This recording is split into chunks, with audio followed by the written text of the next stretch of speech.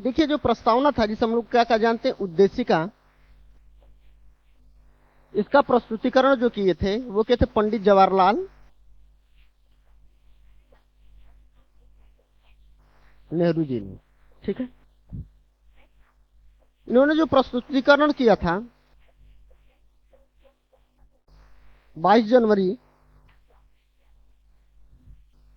1947 को क्या किया था, प्रस्तुत किया था।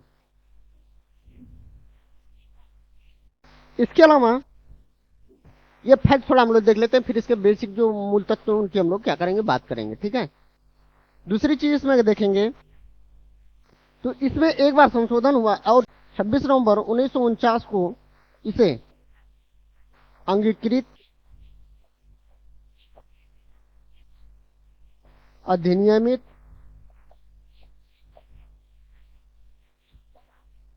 वो आत्मर्पित किया गया था। ठीक है, ये काम किया गया था। इसके बाद इससे जुड़ी तीसरी जो फैक्ट है वो है कि 42वां संशोधन में हमारी जो प्रस्तावना थी उसमें 3 शब्दों के क्या थे, जोड़ा गया था। और जो प्रस्तावना को संशोधन को लेकर क्या थे, कुछ वाद भी हुए थे। ठीक है, उसको हम लोग क्या करेंगे, अभी देखेंगे। उसमें कौन कौन शब्द जोड़े गए थे, उसमें 3 शब्द जोड़े गए थे। वो था समाजवादी, ये जो है वो कौन से पैरा में है, ये पैरा नंबर प्रथम में है, ये ध्यान रख रहिएगा आप लोग। ठीक, दूसरा जोड़ा गया था वो था आपका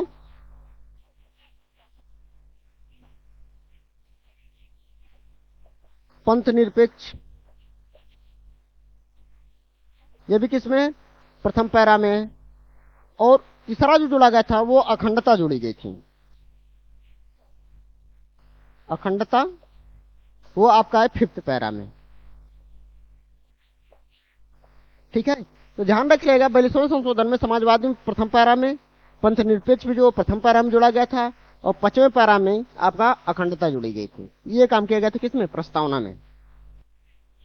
ठीक, अब याद रखे रहिए कि हम लोग देखते हैं कि जो हमारा प्रस्तावना है इसमें क्या क्या महत्वपूर्ण चीजें हैं और क्या क्या बोलते हैं। ठीक है ना, प्रस्तावना जो हमारी है उसमें सबसे पहले हम लोग देखेंगे कि इसका स्रोत क्या रहा है। ठीक, दूसरा हम लोग बात करेंगे प्रकृति क्या रही, तीसरी चीज जो है उद्देश्य क्या रहा है, और इसके अलावा क्या करेंगे, अन्य देख लेंगे। ठीक है, ये 4 भागों में तोड़कर क्या करेंगे, देखेंगे। और इसी तरह आप लोग को याद कर जाना है, एक एक शब्द याद करना है, क्योंकि प्रश्न क्या होता है, सीधे यहां से पूछता है। स्रोत में बोला कि हम भारत के लोग,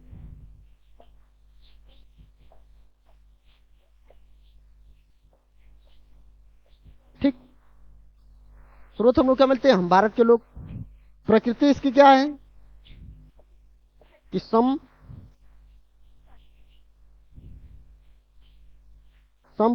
प्रभुत्व, संपूर्ण प्रभुत्व, समाजवादी,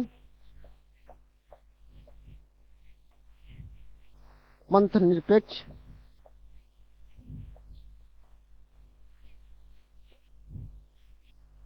लोकतांत्रिक,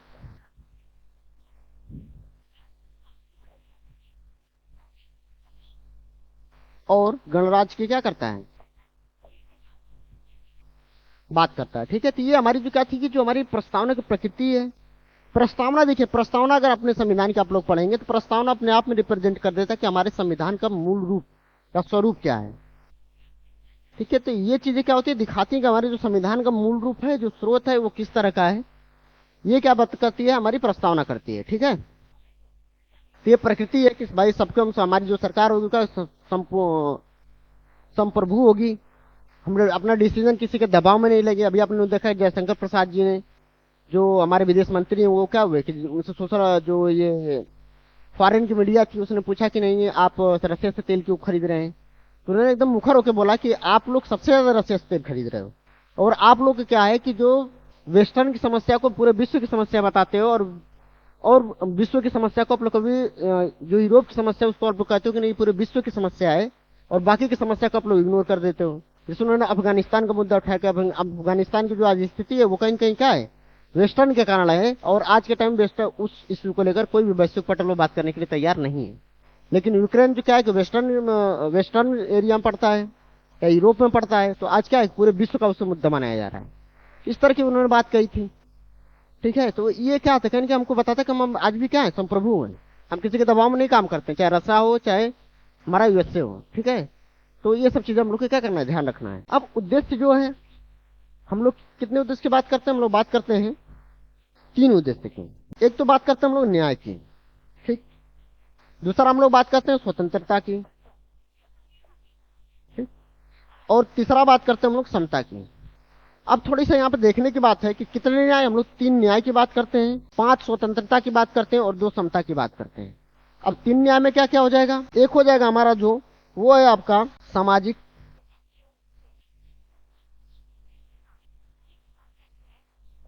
आर्थिक और राजनीतिक।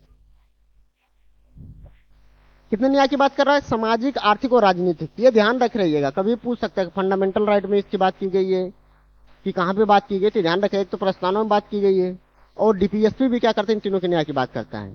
ठीक है, जो हमारा लक्ष्य है डीपीएसपी का, यही बोलता है कि सामाजिक, आर्थिक, राजनीतिक न्याय हम लोग क्या करेंगे, देने की कोशिश करेंगे। तो ये बताएं कि जो प्रस्तावना हमारी है वो दर्पण है हमारे संविधान का, या आप एक सार कह सकते हैं। जो प्रस्तावना है हमारे संविधान क्या है, सार है। स्वतंत्रता में हम बताए थे कि भाई कौन कौन स्वतंत्रता होनी चाहिए व्यक्ति में, तो बोला गया विचार,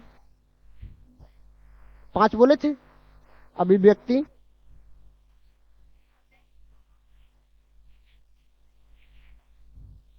विश्वास, धर्म और उपासना। ठीक है, तो हमारे यहाँ कितने प्रकार की स्वतंत्रता, विचार, अभिव्यक्ति, विश्वास, धर्म और उपासना, ये 5 स्वतंत्रता की बात करता है। तो कभी कभी डायरेक्ट आपसे लोग से प्रश्न पूछ सकता है कि हमारे प्रस्ताव में स्वतंत्रता की बात करते हो कितने प्रकार की स्वतंत्रता की बात करता है। ठीक है, अब इसके याद रखिए कि मैंने समता बताया था, समता भी कितने प्रकार की, उन्होंने बोला था 2 समता की ये बात करता है। एक अवसर की समता और दूसरा किसकी, प्रतिष्ठा की। इनके अवसर की क्या कहते हैं, एक तो समता की बात करता है। ठीक, कि जो कोई भी हमारे देश में व्यक्ति हो उसको समता होनी चाहिए। तो फंडामेंटल राइट क्या करता है, समता की बात करता है कि भाई सबको हम समान अवसर देंगे।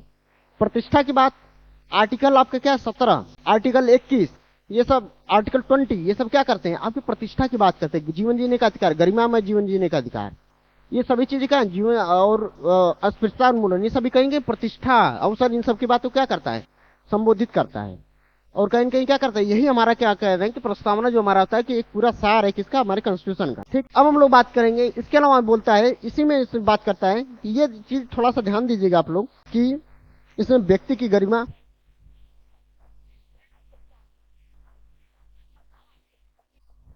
ये ध्यान रखिए रहेगी, कभी भी प्रश्न पूछ सकता है कि व्यक्ति की गरिमा क्या प्रस्तावना में बोली गई है, डीपीएसपी में बोली गई है, फंडामेंटल ड्यूटीज में बोली गई है, या फंडामेंटल राइट में बोली गई है। ये सब एकदम क्लियर, आपको क्लियर पता होने चाहिए। ठीक है ना, तो ये चीज को एकदम ध्यान रखिएगा, इसको बहुत हल्के में न लीजिएगा आप लोग। राष्ट्र की एकता और अखंडता, और लास्ट इसमें आप लोग देखेंगे वो होगा आपका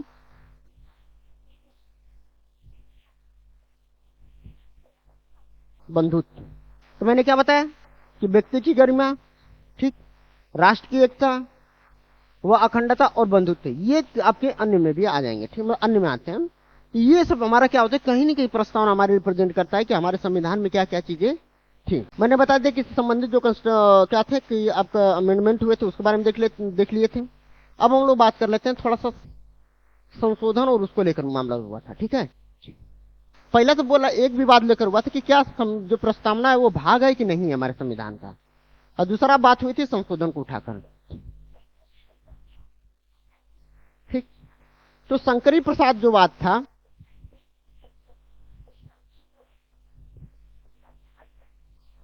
बाद में बोला कि नहीं ये क्या है, इसका भाग नहीं है। ठीक, लेकिन केशवानंद बाद में भाग माना गया था, बोला गया कि ये क्या है, कॉन्स्टिट्यूशन का भाग है। और LIC versus government of India बाद में इसे आंतरिक भाग मान लिया गया था। ये कॉन्स्टिट्यूशन क्या आंतरिक भाग है। ठीक। अब संशोधन में आ गए तो शंकरी प्रसाद में क्या किया गया था, मना कर दिया गया था भाई, कि शंकरी प्रसाद में बोला गया था कि नहीं आप नहीं कर सकते हो। ठीक। लेकिन वहीं पर अगर हम लोग बात करेंगे केशवानंद भारती केस में बोला गया था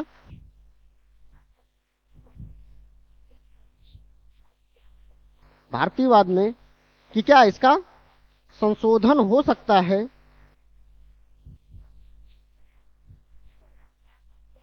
लेकिन आधारभूत क्या होने चाहिए, मूल्य होने चाहिए, भूत मूल्यों का छोड़कर। ठीक। तो हम लोग देखा कि जो भाग में और बाकी भी विवाद थे, तो अब हमको मेन मेन बात देखना है। शंकरी प्रसाद में क्या बोला गया कि भाई प्रस्तावना क्या है, कॉन्स्टिट्यूशन का भाग है कि नहीं है। बोला गया भाई नहीं, जो शंकरी प्रसाद वाद में बोला कि नहीं है। फिर केशवानंद भारती में बोला गया कि हाँ भाग है। और तीसरा फिर से एलआईसी संबंध, एक एलआईसी और इससे जुड़ी गवर्नमेंट ऑफ इंडिया की भी बात है, तो उसमें बोला गया कि जो कॉन्स्टिट्यूशन हमारी है वो हमारी प्रस्तावना, जो प्रस्तावना है वो कॉन्स्टिट्यूशन क्या है आंतरिक भाग है। संशोधन में अगर आ जाए तो शंकरी प्रसाद बाद में बोला गया कि नहीं कर सकते, लेकिन केशवानंद भारती में बोला गया कि हाँ आप कर सकते हो, लेकिन जो इसकी मूल ढांचा है उसको आप क्या कर, बिना बदले हुए क्या कर सकते हैं, कर सकते हैं। ठीक। तो ये चीज हमारी क्या थी, प्रस्तावना संबंधित फैक्ट।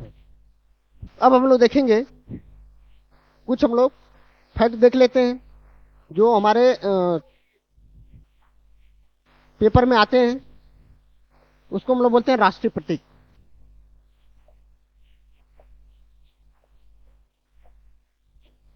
ठीक। ये हम लोग बहुत इग्नोर करके चलते हैं, लेकिन आ जाता है तो बहुत आसान प्रश्न होता है, इसलिए हम लोग क्या करेंगे, इस एरिया को भी क्या करेंगे, कवर करेंगे।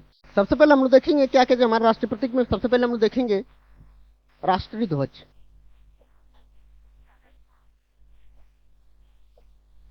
देखिए राष्ट्रीय ध्वज जो था 22 जुलाई 1947 को क्या किया था, अपनाया गया था। हमारे राष्ट्रीय ध्वज में 3 कलर हैं, केसरी, सरिया, सफेद और हरा। ठीक। हरा जो है वो समृद्धि, सफेद सत्य, और केसरी जो है वो आपका बलिदान का प्रतीक है। ठीक। ये चीज हमको देखने को मिलती है हमारे जो राष्ट्रीय ध्वज है उसमें। ठीक। इसके अलावा हम लोग दूसरा जो हम लोग देखते हैं वो हमारा क्या है, राष्ट्रीय चिन्ह।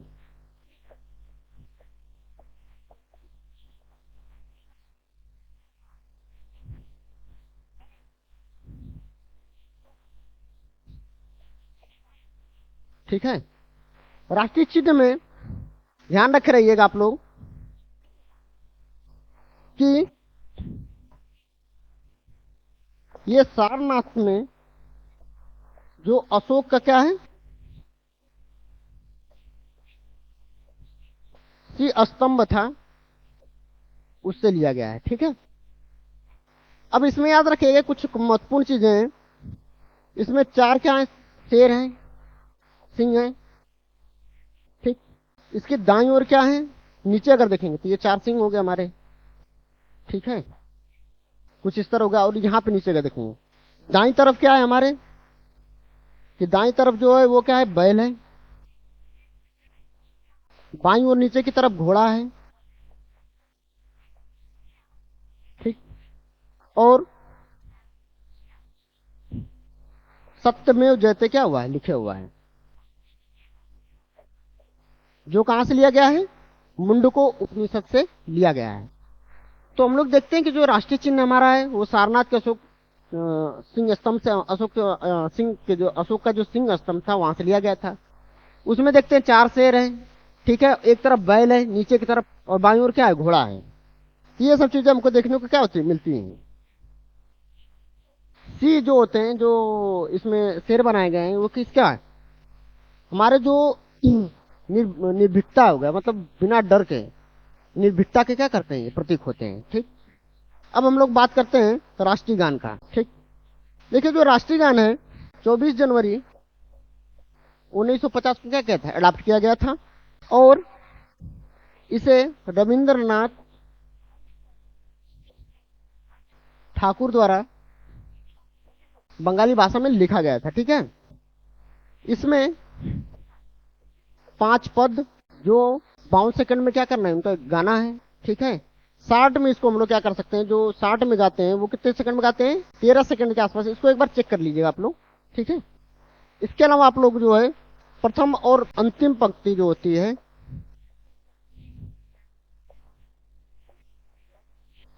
ये आपको 20 सेकंड में क्या होती है, गाने होती है। ठीक? देखिए, इससे जुड़ी थोड़ा सा हिस्टोरिकल चीजें, 1911 में सबसे पहले इसको क्या किया गया था, गाया गया था, जब दिल्ली दरबार लगा था। ठीक, कहाँ पे, कोलकाता में।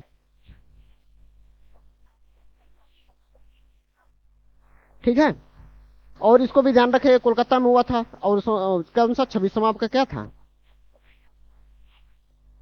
26वां आपका क्या था, अधिवेशन था कांग्रेस का। ठीक है, तो याद रखिए कि जो राष्ट्रीय गान है 24 जनवरी 1950 को अडॉप्ट किया गया था। रविन्द्रनाथ ठाकुर जी ने बंगाली जो भाषा में उसको लिखा था। ठीक है, इसमें 5 पद लगभग होते हैं, इसमें 52 सेकंड में से गाना होता है। ठीक, 60 में से 13 सेकंड में गाते हैं। प्रथम और अंतिम पंक्ति होती है वो क्या होती है, 20 सेकंड में गाना होता है इसको। ठीक है, और ये सबसे पहले जो गाया गया था 1911 में गाया गया था। कहाँ पे, कि 26वां जो कांग्रेस अधिवेशन जो हुआ था, ठीक है ना, उसमें कोलकाता में क्या कहते हैं इसको, हुआ था, उसी में दिल्ली दरबार में इसको गाया गया था। ठीक है, इतना ध्यान रख रहिएगा आप लोग। और वो डेट थी 27 दिसंबर की, ये भी ध्यान रख रहिएगा आप लोग, अगर ये आ जाता है तो। अब हम लोग आते हैं राष्ट्रीय गीत पे। राष्ट्रीय गीत हमारा क्या है, वंदे मातरम। ये थोड़ा सा इसको लेकर बहुत क्या होता है, क्वेश्चन थोड़ा टेढ़ा मेढ़ा पूछता है। जिसमें हम लोग देखते हैं कि इसको लिखा कौन था। इसको बंकिम चंद्र चटर्जी की भाषा जो क्या थी, संस्कृत में इन्होंने क्या क्या था, लिखा था। और ये इनकी जो एक पुस्तक थी आनंद मठ से क्या किया गया था, लिया गया था। ये चीज ध्यान रखिए, किस भाषा में थी, संस्कृत में थी। इससे पहली बार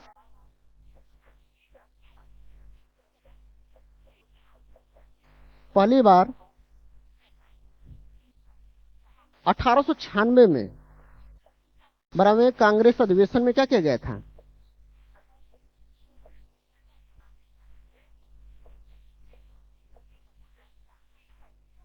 कांग्रेस अधिवेशन में क्या किया था, इसको गाया गया था, अडॉप्ट किया गया था। ठीक है ना, ये भी ध्यान रख रहिएगा आप लोग। और ये जो था बरामद अधिवेशन कहाँ पे हुआ था, ये हुआ था कोलकाता में। ठीक, और इसकी जो डेट थी वो थी 24 जनवरी 1950। ठीक, तो ये हमारा क्या था, ये राष्ट्रीय गीत से संबंधित फैक्ट थे। अब इसी तरह हम देखेंगे राष्ट्रीय पचांग जो है, जिसे हम लोग नेशनल कैलेंडर जानते हैं, सक्समोथ है 78 AD। ठीक है, इसको ध्यान में रख रही है आप लोग। जो पशु है उसको आप लोग जानते ही होंगे, बाघ है। ठीक है, राष्ट्रीय जो पक्षी है वो क्या है, मोर है। ये कब लिया गया था, ये हम अडॉप्ट किए थे 1963 में। पुष्प जो है वो क्या है हमारा, कमल है। वृक्ष जो है वो बरगद है। इसके अलावा एक फैक्ट ये भी ध्यान रखिएगा कि राष्ट्रीय जो हमारा क्या है, विरासत पशु जो है वो हाथी है, जिसे 13 अक्टूबर 2010 को क्या किया, अडॉप्ट किया गया था। ठीक है, ये फैक्ट थोड़ा आप लोग ध्यान रख रहिएगा। ये फैक्ट कभी कभी पूछता है, लेकिन अगर अब मिल जाता है तो आसानी से एक नंबर मिल जाएगा, बस एक दो नजर मारने के लिए ये। ठीक, इसके अलावा राष्ट्रीय जो मुद्रा हमारी है, 15 जुलाई 2010 को क्या हुआ था, लिया गया था। इसको डिजाइन किसने किया था, design by doctor Uday Kumar. जो हम लोग इस तरह देखते हैं ना, ये हमारा क्या होगा, सिंबल हो गया। इसके अलावा लास्ट हम लोग देखेंगे राष्ट्रीय जलीय जीव। राष्ट्रीय जलीय जीव, ये देखिए यूपीएससी पूछ सकता है, तो ये कभी भी प्रश्न आपको क्या एकदम डायरेक्ट फैक्ट के रूप में पूछ सकता है, ठीक है। तो इसको आप लोग बहुत ध्यान से ध्यान दीजिएगा। गंगा क्या है? डॉल्फिन, ठीक। ये कब लिया गया था? 18 मई 2010 को क्या किया गया था, इसको लिया गया था, ठीक है। तो ये हमारा हो गया राष्ट्रीय प्रतीक। अब हम लोग हमारा जो एक मोटा मोटी जो देखेंगे, जो पेरिफेरियल एरिया था वो खत्म हो चुका। अब हम लोग से कोर जो बाकी एरिया है, जैसे संघ और उसका राज्य, नागरिकता, fundamental right, fundamental DPSP, fundamental duty, ये हम लोग कोशिश करेंगे 2-3 क्लासों में क्या करें, खत्म करते हैं, ठीक है। उसके बाद हम लोग क्या करेंगे, कंटिन्यू करेंगे।